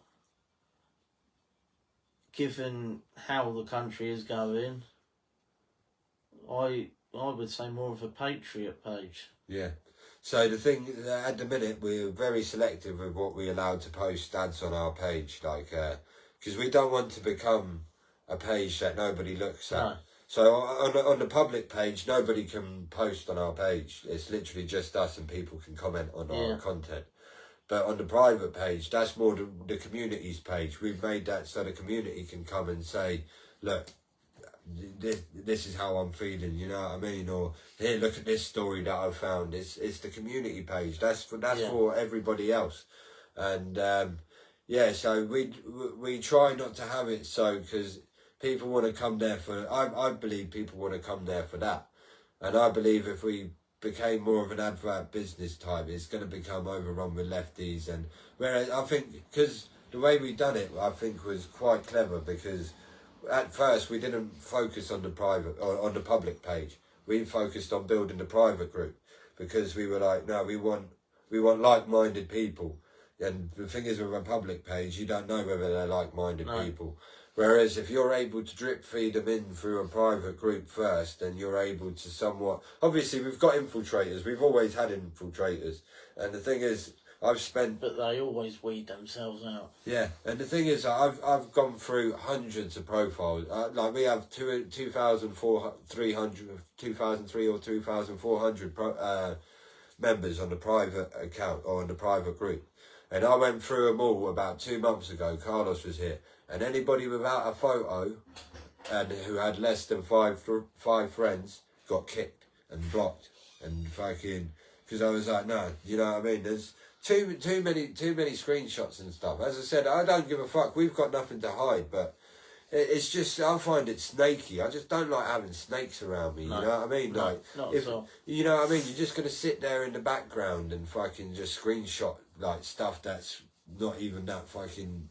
Yeah, to try and push a narrative. To try and push a narrative, like, you know what I mean. If you don't like us, just don't be here. Like, surely if you hated what we were doing so much, you wouldn't want to. You wouldn't even want to see what we're fucking posting, because it's so against what you're about. Yeah, but it's all for one argument. It's people like us live in their heads. Yeah. As I said, I know we've been talking about the left a lot, right? But whatever we do is considered racist. Far right, fascist, whatever we do. Yeah. even if we do something good. I guarantee if we cured cancer, they'd tell us curing cancer is racist. You know what I mean? You know, why don't you cure something that only kills black people? You're worrying about the disease that kills mainly white people. You lot are racist. Yeah. You know, fuck off. You can't win with these cunts, and this is where we're at. And literally, this is why. I like to hear what directions people say they want us to take, because we value everyone's opinion. This is a community group at the end of the day. Even the public page, it might be where we post our shenanigans, but it's like our direction is like it's for the greater good of Basingstoke, and we want the residents of Basingstoke to be part of this. You know, we don't want like our opposition to have help coming in from out of town, from Birmingham and all sorts of places. You know what I mean? All of ours is homegrown support. Or every person that's ever hung a flag with us, ever held a ladder, ever done anything is either a resident of or has been born in Basingstoke. You know, so it's whereas can the same be said about our opposition? It can't. No. So I know some of our deflaggers aren't from Basingstoke, and but as I said, the flags are a thing of the past now. We haven't been really protesting, and they still can't get our names out of their mouths. It's hilarious, really. I bet you can't say your supporter has got all your supporters have got a tattoo on their arse of Made in Basingstoke. Have you really? Yeah. Oh, I would love to get you to show it, but I'm pretty sure that would get us banned, wouldn't it? Yeah, so this guy has got Made in Basingstoke tattooed on his arse. So when you deluded lefties say you're not welcome in Basingstoke, I'm going to take a picture of his arse before he leaves, and I'm going to send it to you. I'm going to fucking send it to you, and I'm going to fucking I hope you lose your shit. And I hope it's in the fucking This Is England font as well, just to wind you up even more. But yeah, so we've been doing our own thing, and this is why, like, it seems like I'm talking about them a lot in this live stream, but I feel like they've been having a lot of pops this week, and I haven't, you know, we never respond to them because we just say you're deluded. I'll do a little diggy post at them or whatever, but I never get to genuinely have a little moan about, you know, how deluded they are and how we've been doing our own thing and minding our own business, and they still hate us. They're always going to hate us, and this is why as I said, I do this for the greater good of my town and for, you know, the like-minded people. I do it for them, but I equally do it for those who fucking hate it as well, because I just say, our presence annoys you. It's funny, I can tell in town as well. I can tell when I'm getting a good look from someone that recognises me, someone who, you know, have a little smile on their face when they look at me, and then I'll know exactly they're not very good looks. You know, they'd look and then they'd almost look straight away and look away straight away, and you know, it's funny. But the thing is, you can tell this is where I differ from the other side. You'll see me in town on my own, walking about with my face hanging high, my head hanging high, proud about what I do for my town, proud about what I do for my people. And you know, can they say the same? They have to turn up in places in the middle of the night with fucking ornaments that could be deemed as an offensive weapon in a public place, and all masked up in the middle of the night, and then they turn up with 8-9 of them, and they still get ran out of a housing estate that they weren't wanted in. You know, we've never ever had to stop doing a road because of the hostility. We've never been assaulted. We've never been nothing. They turned up into South Ham expecting to be able to get them flags down, and they encountered some angry residents. And this is the thing, these people were residents. These people wanted them flags up. The whole street put their hand in their pockets and asked us to do that street again. And they stuck up for their flags. And fair play to you, South Ham, because it just goes to show any time we've done it, we've done it in the dark in the winter, because 6 o'clock in the evening is dark in the winter, and we have jobs, and you know what I mean. We can't be out at 9 a.m. in the morning, fucking hanging flags. Unfortunately, when it's sunshine, but you know, the whole time any time it's late after 6, we've done it in the daytime. People have sat there and had conversations with us with our faces completely uncovered. We even done Litchfield in the daytime. Yeah, this is what I mean. We've gone to places. We've never hid our identities. We've uploaded our faces on the afters. afterwards. Yeah, I knew. This is why I checked this. So that Mike, he's a resident of Southam. Obviously, he was only a spectator that night from the window. He never partook in challenging them. But yeah, he saw it from his bedroom window. He saw the deflaggers getting run out of town with their tails between their legs like a bunch of little pussies. 8, 9 of them masked up and they got ran out. You know what I mean? You should be ashamed of yourselves if you're watching this. I hope they do watch this as well. Should be ashamed of yourselves. I just want to say, if they are watching this, I was the one that paid for Litchpit to be done. Yeah. And I would do it again. Yeah. In a heartbeat. But the thing is, with because I'm proud of this country, I'm proud of the flag, and that's it. Yeah. And the thing is, but I think Litchpit, I think that was before. Oh, it's very eye-opening. I used to love the area I lived in. Now I don't. And the thing is, that's because of all those fucking liberals that live there. Yeah. That think their sun shines out their arse. Yeah. And because they're not anywhere near the issue, they don't want to talk about it. They're in their champagne bubble with not a care in the world. And they, you know, I guarantee, look at Stand Up to Racism. They've started a petition to stop the illegals being landed in Oxfordshire. Stand Up to Racism. Yeah. The ones who have been calling us racist for having these opinions of not wanting them on our doorsteps. And now because it's on their doorstep. They're starting a petition. Yeah. And this is where, you know, it's important that groups like ours exist, where we've got such a vast reach, where, you know, for a group with only 3,300 followers, like, we're punching well above our weight in terms of engagement, views, and stuff like that. Like, that Mr. Clappy post got 160,000 views. Do you know what I mean? Just Mr. Clappy alone. So that'll give you the kind of context as to how far this net is spreading out He's now. one of those very few iconic characters of Basingstoke. And this is what I mean. I rung up Leon rung me up like just after them 2 posts had happened, right? Because obviously before that, Leon was the most viewed thing on our page with his flare video. 139,000 views that got. And Leon rung me and he was like, oh, I went out with Steve. You can. I was trying to cover your tracks, you bellend. I know full well you went out there, you bullet. Good man, you're a top lad. You're a fucking top lad, Mike, honestly. Yeah, he went out there, he fucking ran them cunts. It's in writing now, so he ran them, bro. You know what I mean? And I hope fair fucking play. And I tell you what, fucking fair play as well. Southam, you done yourself proud. And Mike, you're a legend. But yeah, fucking... Yeah, they turned up with their faces covered and all that shit. You know what I mean? I can't believe he owned up to that. Like, what a lad. What a geezer. But you want to see you see the ornament that they had, the extendable pole with the fucking screws going through the top, like, are you, when I got arrested, not like a few years back, I got fucking charged with, I'll show you what it is. I had one of these with me. And I'll show it to the fucking couple of people that might end up seeing this. I got found with this on me, a little shillelagh in my car. Literally just a little, it's made out of blackthorn. And yeah, I got charged with possession of an offensive weapon for having that. Yet them fuckers can go around with a pole with screws sticking out the end of it, which if that thing whacked you what they had, that would do some serious damage.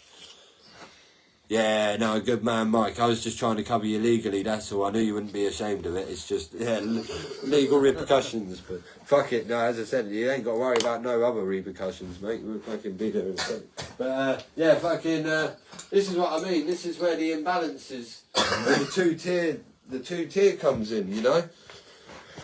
We put up a post the other day about the Al Soleimani, or whatever his name is, the one who got away with... rape. Got away with rape, and we put Leon at the top and we put the other 3 at the bottom, and we mentioned what Al Soleimani did, and people were more interested in justifying why Leon went to prison than this gang rapist getting a suspended sentence. Imagine being more like you prioritising a man going to jail for throwing a smoke grenade over his shoulder than a gang rapist walking free. What kind of fucking world are we living in where, you know, to me... All because he was a minor, apparently. Is to me, like, I think 15 years ago, like when I was 15, that was what, 18 years ago nearly. I'm pretty sure I knew back then that it wasn't okay to rape people. No, exactly. You know what I mean? I'm fucking 99% sure of it. Well, it's like it's like the government. They're handing out leaflets not to rape people, not to rape children, not to rape women who are asleep. You know, or if they're intoxicated, or if they say no, or raping children even if they say yes. Why would they say yes? The fact that is that they've got to hand them to them, it should be enough of an example to say, look, you're not welcome here. No, 100%. And this is what drives me mad. That's when the left will go, oh yeah, but the army teaches it. No, listen, let's deal with one problem at a time here. Do you know what I mean? We're literally, you're throwing shade on victim suffering. There's people that have suffered at the hands of these people. And you know what I mean? This is fresh in people's minds. Let people be annoyed about this, and then we can, you know, I haven't been in the army. I can't tell you how widespread the issue is. I can't tell you how I am unaware of that. You know what I mean? Yeah. I'd be happy to be educated. I'll try and get a squaddy on here, and I'll try and get him to explain the culture, see if there's any truth in, you know, because there's no smoke without fire. I'm sure there's certain instances that have happened within the army, but that's you can't just take away from one subject and go, what about that? Yeah, so you know, what about the army? You know what I mean? That's not solving this issue, and that's not solving that issue. Just going, oh yeah, but what about each other? You know what I mean? No, let's sort this out, and we can sort this out, and then nobody will be getting attacked. You know what I mean? But you saying what about this is just literally deflecting away from an issue that needs addressing, I believe. You know what I mean? And it really makes you laugh that they can hear a story about a local victim who could be reading the post in question, and you're just saying, oh yeah, but, you know, trying to add context to this young girl getting sexually harassed. How can you add context to a young girl getting sexually harassed?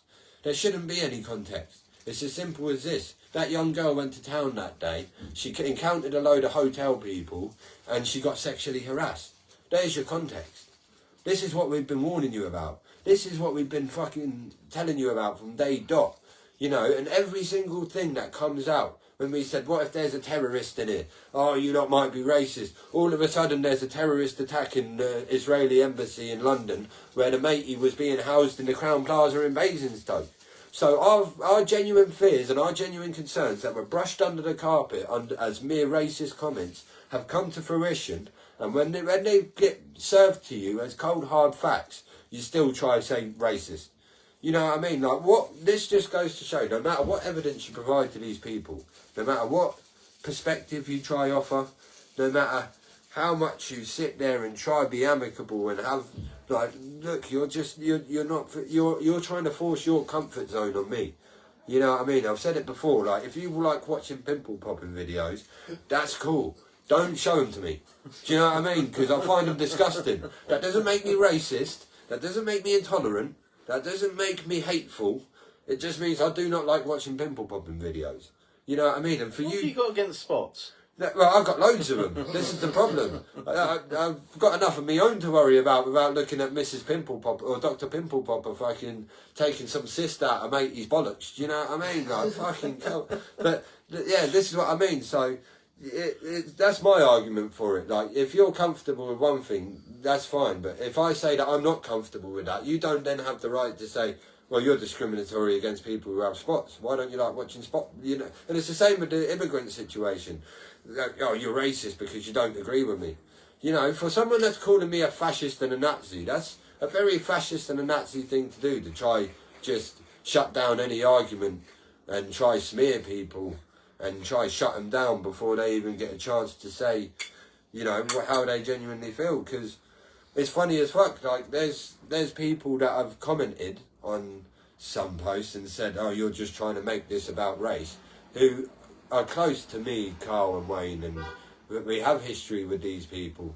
And I know for a fact I have more people with diverse backgrounds in my inner circle than the person who said I've tried making it about race. She's seen me hanging around with at least 2 black people and an Indian. I've never seen her hang around with anyone except white people. And she used to come see me and Carlos when I was living in my best mate's house, who was black. So she used to come round to me every day and she saw me around a black person every day. She knows I'm not racist, and yet because it don't fit her narrative, she's willing to overlook the history, the many years of seeing me affiliate with people with all kinds of backgrounds, and just saying no, you're just racist. You know what I mean? It's like no.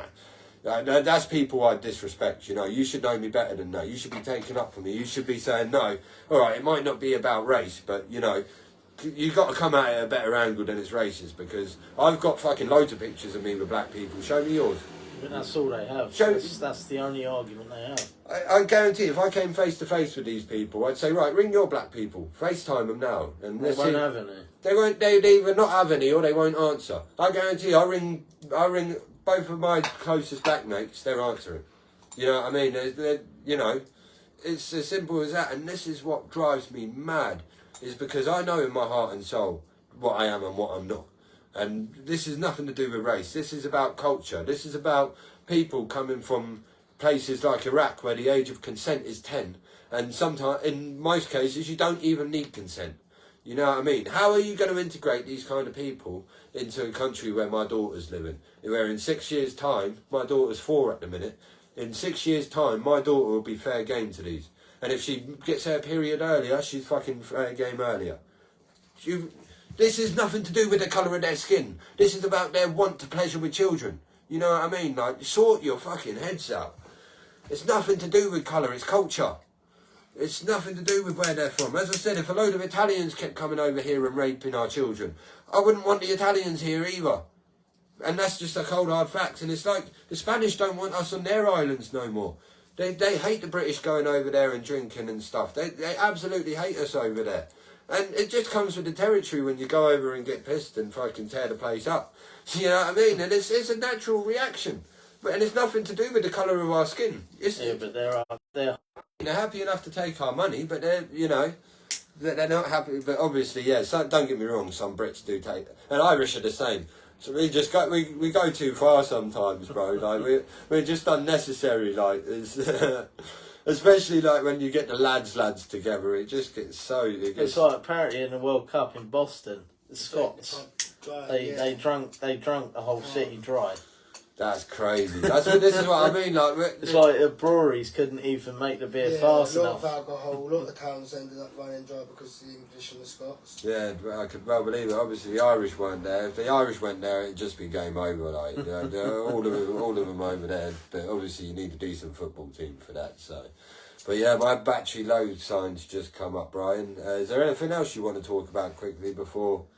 Is there anything in particular like you want to? Do you want to talk about the little group we're on about setting up, or do you want to fucking wait till we get that in the pipe and get the minute details? I think it's best to wait to get the minor details ironed out, sort of get a grasp of following, support. Yeah, 100%. A plan together. Yeah. And then bring it out. Yeah, exactly that. But yeah, in terms of like what we're doing, is there anything we can do better? Is there anything that we could touch on that we might? Because obviously we've delved into a bit of multiple territories lately. It's not just been about the protests and the current situation. We've been going into Basingstoke history and local Basingstoke places and sharing things about our town that people. I think keeping the history about Basingstoke. Any sites people may not know that they can freely go to. Yeah. I mean, it's not quite Basingstoke, but Silchester's not far. That's an old. It's still within the borough of Basingstoke. That's an old Roman town. Yeah. Greenham Common. Where the new development, Many Down, is an old Roman road. Yeah. You got the Holy Ghost. There's ruins there. Yeah. I mean, it's history. Even the old bridle ways. I mean, there's old bridle ways which go through Hackwood Park. Yeah. That's an old site of an old battle where King Alfred fought against the Vikings. But as I said, even that, like Andrew Lloyd Webber's bit, which I think that's an amazing thing. Yeah. Being able to walk through Sir Andrew Lloyd Webber's house, that's pretty much like, obviously you only get to see the house as you're leaving the walk. You can't actually see the back of the house. Well, technically the front of the house. It's like historical sites, historical facts about Basingstoke. Sites around Basingstoke, celebrities that have lived or live in Basingstoke or around. Yeah. I mean, Liz Hurley, the actress. Yeah. She lived in North Waltham. Oh wow. Yeah, because I can't wait. As I said, me and Carlos will go for a drive tomorrow, and we're going to be going up to see a village where a certain someone's from. If you're a 90s baby like me and you used to watch Gladiators, the original one, Jet used to live in Basingstoke. It's Jet or Raven. You had one of the weren't Five from down the road. The group Five. There was a band called Five, and someone told me he worked in Movianto on Wade Road, and the lead singer from Five was working there. I don't know about that. Yeah. So they were meant to be like the next Jackson 5, like the dad, but it was literally like the doppelgangers, and the dad spent all the money. The dad got the dad just spent all the money and like fucking. That's what I mean. He ended up working in a fucking drug for like transferring drugs and stuff. The main singer, but I've heard their tunes on the radio and all. Yeah, one of the Gladiators used to be a PT at Sports Centre. I even met her in Tesco's when I was a kid. Who's that? Raven or Jet? Oh, fucking hell. Yeah. Mate, that's mad. I see Ross Kemp outside of Tesco Metro in town. Wow. Yeah, fucking. Yeah, we've had quite a few, as I said, and Basingstoke's getting more and more notorious because of its proximity to London and the South Coast. That M3 and the M4 being either side of us. Yeah. The world's our oyster. Like, we're literally, like, slap bang in the middle of prime locations, We're not far from Wales, we're not far from London, we're not far from any of the Southampton, Portsmouth, Bournemouth, any of the South Coast. No. We're not far from Kent, we're not far from anything like that's worth going to down along the South Coast. The only thing about Basingstoke, I would love a bit more waterways, I feel like we're very landlocked. Yeah. We're very landlocked. We haven't, you've got the River Loddon that flows through, like, East Drop, and, it rises and falls. River Loddon or Basingstoke Canal that runs under most of the town centre. Yeah. But that's because they've built on it, and now it's so far underground where it should be shown. Yeah, and this is it. So this is what we're going to keep doing. As I said, just keep doing. We're going to keep to our roots as well. Obviously, at the end of the day, until these illegals are gone.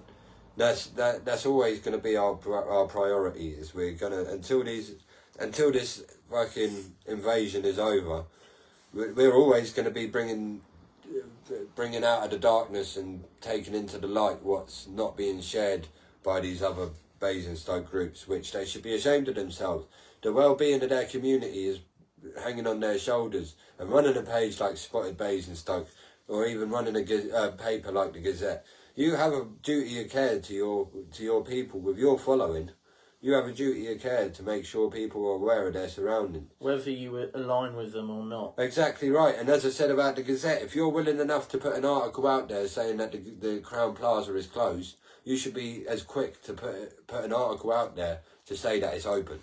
And the fact that you never done the latter really, really speaks volumes about your alignments. And as I said, you're just proving yourself to be a biased outlet every single time you not only write about us, but mention anything to do with anything affiliated with the right, whether it's reform, whether it's even down to the coverage that Pride got, and even like you look at when Nigel Farage came to town, there was that rally against hate at the top of town, weren't there? Yeah. The coverage that got was absolutely phenomenal from the Gazette. The Gazette could not stop writing about that rally. But yet we have a protest that don't get a mention until after the fact, because they don't want people turning up, because they want people to think that people don't support us. But surely the point of having a rally should be holding it at the same place as where they're protesting. Yeah, I mean, they knew they were going to be outnumbered, though. It was Yeah. going to be a bad look for them because there was a lot of people outside of the building that didn't get to get tickets. I had a ticket, but I didn't end up going. I really regret not going because I went. Yeah, fair play to you. How was it? Oh, it's fantastic. This is what I mean. So I mean, it was probably not long after I started coming out flagging with you guys. Yeah, And I was just sat there with one of the other members, Sue, yeah, who I used to work with.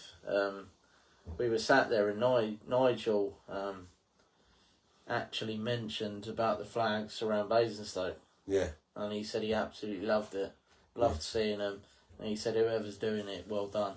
Thank you. That's good to know that our future potential Prime Minister is aware. And as I said, we were down. I've been recently. We were in the same place as Danny Tomo, and I shook his hand, and he saw the Stand-up-Basingstoke T-shirt, and he said, "Oh, Stand-up-Basingstoke, I love that." And this is how widespread that we are, right? So we met people from all over the gaff. There was people like from Coventry, Nottingham, Leicester, Scotland. So we were talking to these people from Nottingham, and I went to show them the video of Leon throwing the smoke grenade, and they said, "Oh, we've seen it." Before I even clicked the video, they're, "Oh yeah, seen it."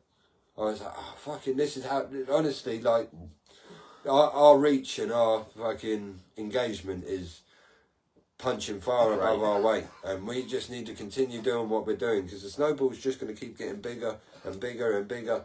And when Leon comes out, as I said, he's probably I don't know when he's going to be released. It's still up in the air at the minute, but you know, if it's I'm hoping if he's released by this time next year, which I don't know whether that's going to be the case or not, just hypothetically speaking, if Leon's out this time next year, I want to be double what we're on now. If we're on 3,350 as we speak on the main profile, I want to be nigh on 7,000 by the time he gets out. And to me, that'll be a job well done. Like, that just goes to show that we've maintained steady growth. And you never know, we might not hit it, but you know, it's good to at least have a plan, isn't it? Like to have a goal, have a, you know, this is what I'd like. Something to aim for. Something to aim for. So, you know, if we've got 3,350 within the first year, which is the hardest, they're the hardest followers to get because you're starting from nothing. You literally got to build your reputation. You've got to build your platform. You've got to do the hard work. When you start getting into the thousands, it becomes easier. People start doing your work for you. People start sending you stuff that you can just easily share, and you know, the word's getting out there, and people are saying, "Oh, did you see this post from Stand Up?" and that, and then, you know, there's been loads of posts that we've ended up getting 50 to 60 followers from, just, you know, just from one post. And the more it happens, you know, the further the reach we're going to have next time. And we've never paid for a view, we've never paid for an advert, we've never paid for anyone to do anything for us. Everything we've done has been hard work, graft. You know, it's been tedious, it's been time consuming and life altering, you know. So yeah, it's a lot to do, and there's still a lot of work to be done, and we're going to be here to do it. As I said, it might mean delegating a lot more because yeah, as I said, I can't do everything, and the boys can't do everything.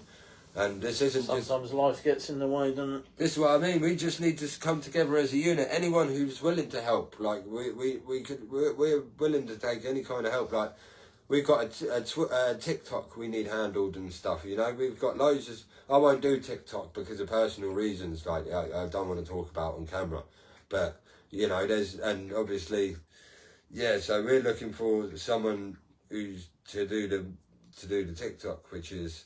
It was Leon's thing, and Leon only gave me the login details yesterday. He asked specifically for someone to come and do the TikTok, but he obviously knows I won't do it because I've got genuine reasons why I'm not doing it. I mean, at the end of the day, we're a community. Yeah. So we need to all band together. Yeah. And if people are willing to stand up this is and help out, even if it's something like just handling the TikTok profile. Yeah, 100%. Getting more followers that way.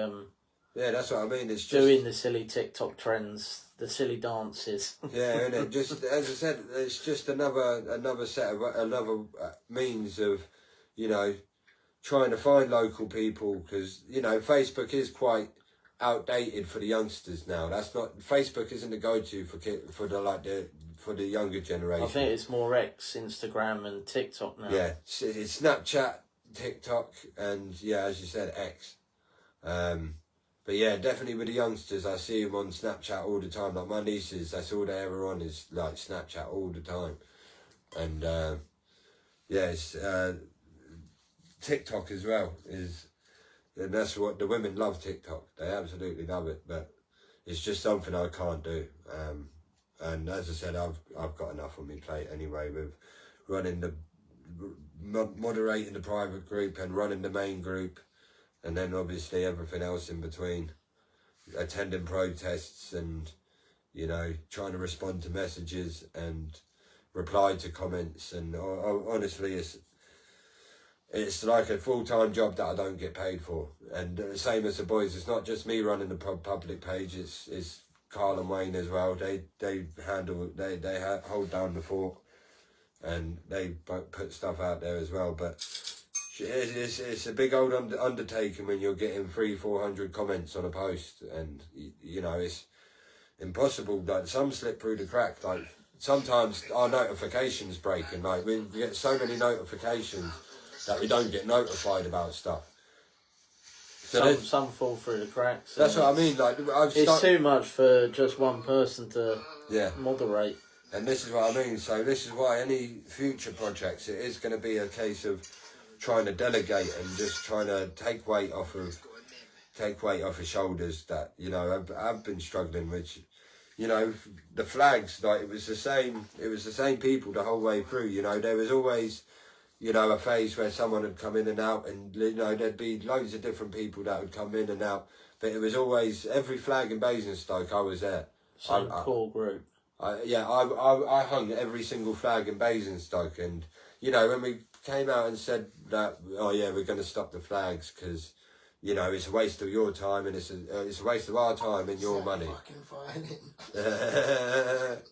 It's a waste of your time, our money, our time and your money. And people were upset, understandably. And I appreciate the passion, you know. I get it. I get you wanted to continue to see the flags around town, but you know, it was the same people all the time, and like it became like. You want to see the rain me and Leon went out in the last time Leon flagged before he went out. I came back and I was soaked, honestly. The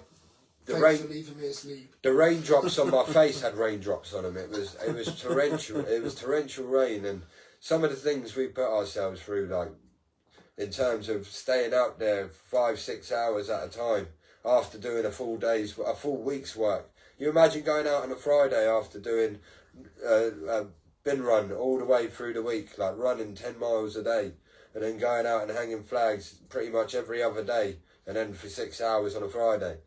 And then obviously having to come home and then do all the admin and moderation and all this stuff. And it's really taken its toll. Like I'd never had no grey hairs before I started this. Now my beard has started growing grey hairs in them because it's just, honestly, it's been a lot. And yeah, this is why we need people to kind of, and it's good as well. Even like this Chinwag Wednesday, or like now Talk It Out Tuesday, aka see you next Tuesday.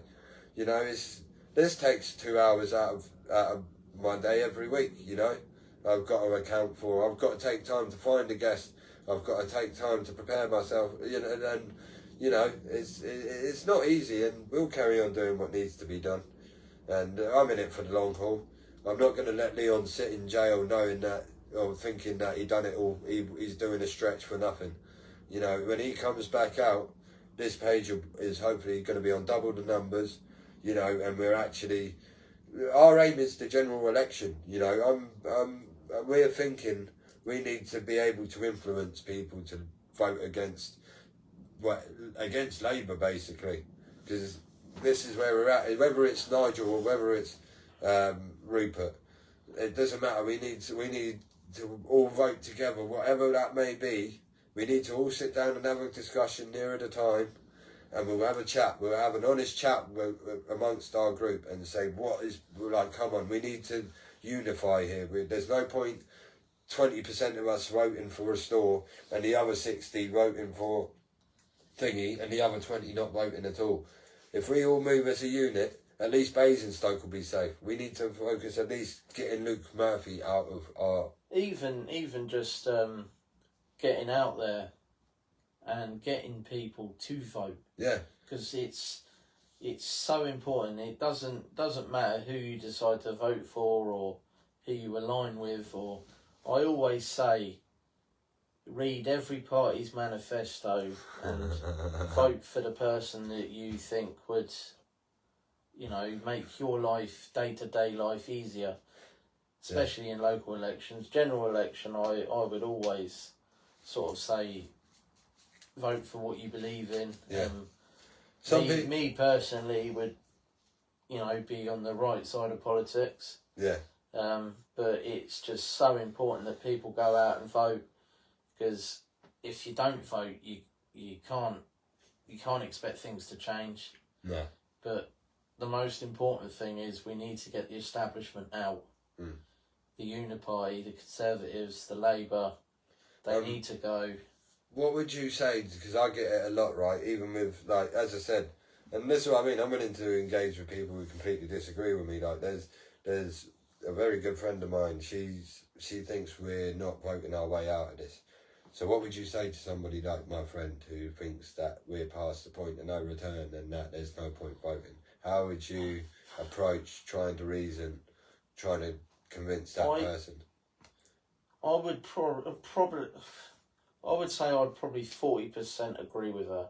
Yeah. But I generally believe we're one election away from... Total point of no return. Yeah. We're at the precipice. Yes. That's why this next general election is so important. Because if it goes the way I think it will go, and I generally... Because I've noticed over the years of voting, the British public are very, very fickle. Yeah. Most don't vote tactically. Tactically, yeah. Yeah. Most just vote for whoever they think is best. Yeah. You know, it's like he had the lowest voting, but it was enough to get him into office with Starmer and Labour. Yeah. 6 million. It was because people just wanted the Tories out. Yeah. Which I do understand. Yeah. But you also had an option to, you know, make change, or you've put the whole country through years of pain and multiple prime ministers now. Yeah. To prove a point where I think come the next general election, I think the Conservatives are going to be back in the running. Because people are too scared of change. Yeah. And this is the thing, I think... So I would sort of agree with your friend that maybe it's too late of voting our way out of this, but... I don't think we should stop trying. No, not at all. The thing we shouldn't stop trying. And that's what until our entire culture, demographic of this country, or we, you know, scaring thought we become a minority, which I know is expected in 10 or 20, 30 years. The problem is, globally, we're already in a minority, man. Yeah. We're globally... But we shouldn't stop trying. Globally, we're an extremely endangered species as a you know, I think that being ginger blonde or blue eyes is probably one of the rarest genetics to possess nowadays, because we're only white people are only 10% of the entire global population. Wow.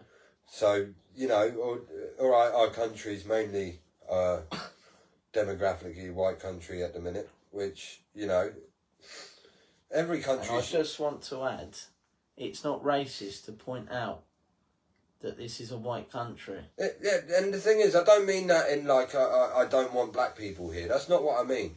I'm just saying that like every native has a home country. Like the Irish for the Irish, the Scottish for the Scottish, the Welsh for the Welsh, the English for the English, the Nigeria for the Nigerians. You know, I don't think anybody should be demographically replaced within the confines of their own borders. And I don't, as Ryan says, if you want to try paint that out as a racial thing, like that, it's like people can be British, but only white people can be English. So King Charles is the lead. He's like the patron of the Red Squirrel Society to protect and nativize the red squirrel to the UK. Well, they're a dying breed. This is what I mean, and this is what is that racist? Oh, why do you only care about the red squirrels? You know, Because they've been invaded by the grey squirrels. Yeah, and this is the thing. Like, there's nothing wrong with protecting a species, whether it's a rhino, whether it, you know, the white rhino. You know what I mean? The most rarest thing in the world. Like, what? Do you not care about black rhinos? You know, how does that argument make sense? You know what I mean? You should be willing to protect all kind of, you know, culture and thingies. Like, there's cultures that if we were to lose culture, like the Irish culture, people don't appreciate how much Irish culture has influenced like British culture as well. Like the word fucking water comes from the Irish word whiskey. You know, whisker, which is, or the word whiskey comes from whisker, which is the Irish word for water. And there's like loads of little things like, you know, and yeah, like culture is very important, and to see a culture come under threat is never a good thing. Like, and it's whether it's our culture, whether it's another country's culture, whether it's a Middle Eastern culture, whatever. Do you know what I mean? In their country, let them do what they want. I don't give a fuck if they want to behead their wife, or, you know, if that's their country, that's their country. I'm not going to go over there and, you know, expect special treatment because, you know, I'm not from that kind of lifestyle. You know, if I don't like that kind of thing, I'll stay away from it, which I do. And I don't ever intend on going to one of these countries where I can get 10 years in prison for holding my wife's hand, or, you know, for giving my partner a hug in public. You know what I mean? I just wouldn't go to these places, and it seems like we've become a very soft touch and accompanying for everybody's culture except of our own. And this is what I mean, like we had so much culture in this town between Balloons Over Basingstoke, War Memorial Fireworks and Basingstoke Live. All of them got cancelled, all for a Thai festival, jerk chicken, like Caribbean. You know, we weren't given anything. We have a car show, you know what I mean? That's probably the most... Festival of Transport. Yeah, the Festival of Transport. But, you know, in terms of that, there was no live replacement for Basingstoke Live. You know, that was anywhere near as... You know, that was a chance of local talent getting to perform in front of their friends and, you know, show their artistic side, and it got taken away. And all for what? So we can go look at some lady boys dancing at a Thai festival.